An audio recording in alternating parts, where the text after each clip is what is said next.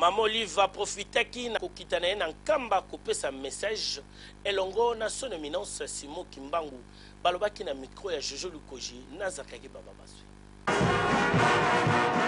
Triple cérémonie Oyo Salamaki na nkamba le 27 avril Oyo à l'occasion ya 52e anniversaire ya Maman Mwilu ya clôture ya jubilé na ye pe ya inauguration ya mozolo basaleli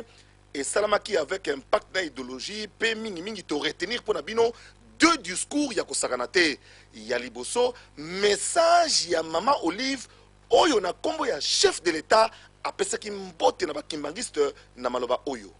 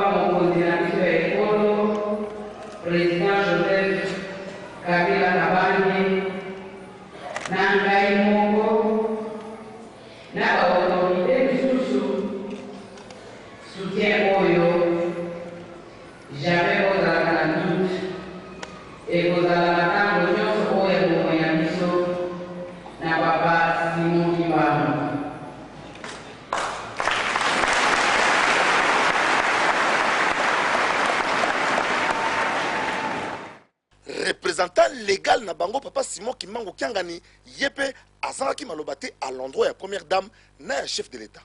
Maloba ya mama oyo pesibiso ezali riche tokokosa na yango te ndenge osili biso na papa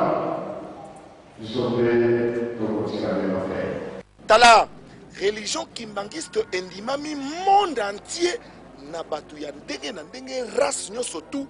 yango wana biso bakobole photos za batu ya liboso présence ya première dame awa na nkamba ezali marque ya sympathie pe ya solidarité ya République démocratique du Congo na église kimbangiste na kati ya mboka na biso. Yason